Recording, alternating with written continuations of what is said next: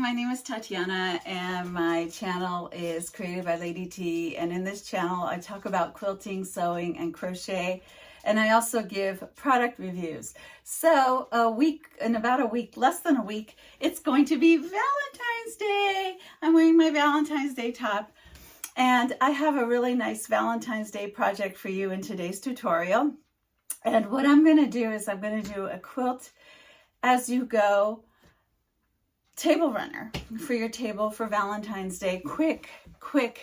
Now I have a whole bunch of Valentine's Day fabric stash. So what I'm going to do is I'm going to cut these pieces. This will be my backing. This one here is going to be the backing. And I'm going to cut these pieces and I'm going to put a bunch of them together. And I'm going to use this ruler, which is 10.5 by 7.5.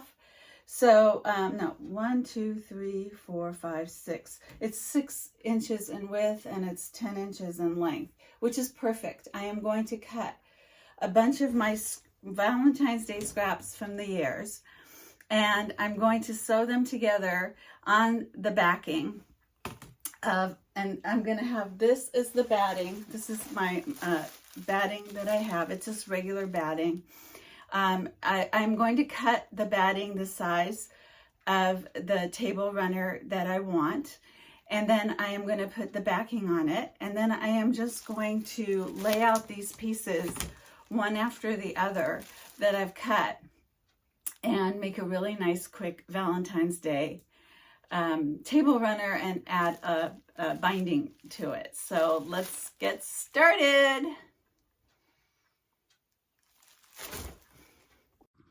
All right, so I am cutting my pieces the length and the width of this ruler. However, I have a lot of these jelly rolls in my stash, and I just decided just to cut the length because it won't matter what the width is, because I can just add more to the table runner. And this is just going to be a crazy table runner that's going to have all different types of fabrics to it. So once I get these cut, I'm going to iron them. All right, what I did is I put the backing facing, the nice side facing outward, and then I put the batting and I cut the batting. And you could do this any size that you want.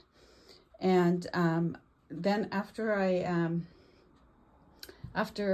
iron the pieces I'm gonna put, what I'll do is I'll start sewing. All right, what I did is I put my pieces light and dark next to my sewing machine. I'm going to use my Bernina 480.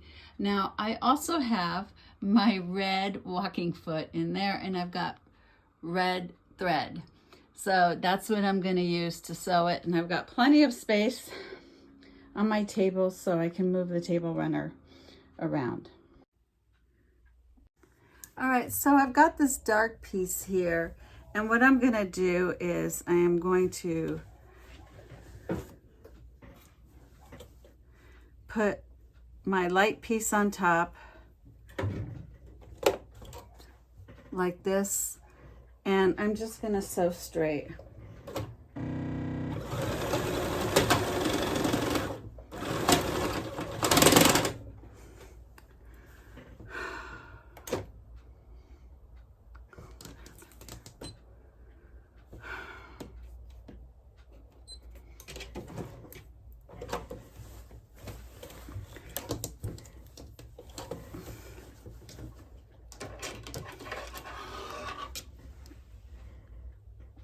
Okay, so what I have is my first piece here, and I am going to take a little bit of a lighter piece next to it, and I'm going to have two of the pieces facing each other, and I'm going to use a 1/4 inch seam, which sometimes it's hard for me to see with the walking foot, and I am just going to sew all the way down, just like this.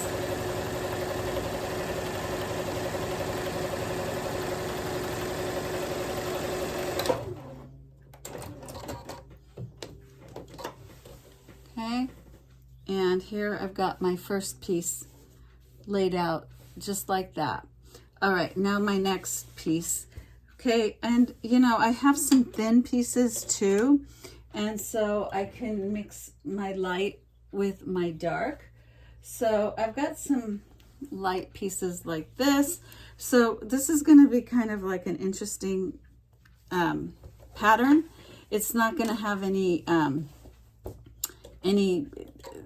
set design. It's just going to be like quilt as you go and think as you go.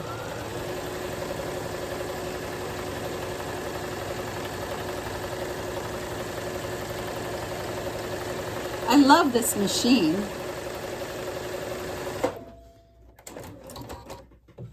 All right, so my camera doesn't pick up when I get to the end, but it looks just like this.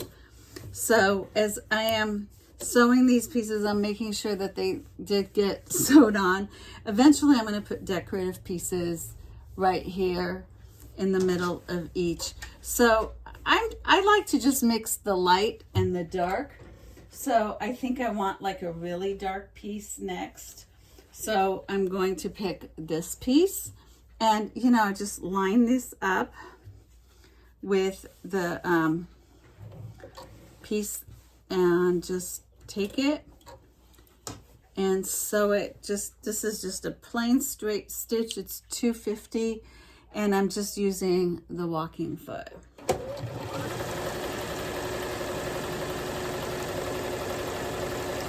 And I'm using the walking foot because it's better with the backing, binding and backing.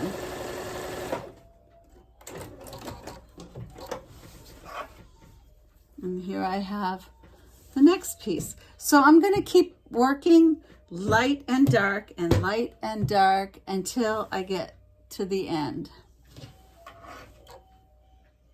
Okay, so my table runner is coming along nicely, and I'm just putting light and dark and just kind of using my instincts of what to add here. All right, so I'm done.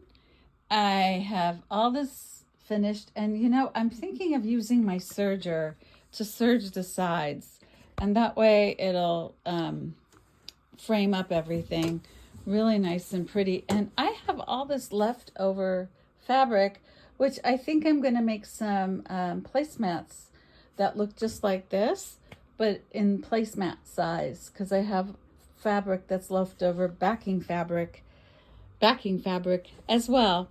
So I think I'll make some placemats. Okay, so I serged one side. I'm going to serge this side, and I'm going to serge the ends, and then I'll be done with this. And I think the serger looks really nice as instead of the binding. And sometimes I like to do this just to be different. And with this kind of project, I think this really works. I'm using my B68 Burnett serger, and I have it on 444. And I just have 4 spools of thread. That's it. All right, so here's the finished product. And it looks really cool. I'll put some candles later and add some things to my table that's Valentine-y. And this turns out to be a great little table runner for Valentine's Day. Well, I hope you like this video for Valentine's Day and you have a wonderful Valentine's Day and a nice dinner. I hope you have something fun planned.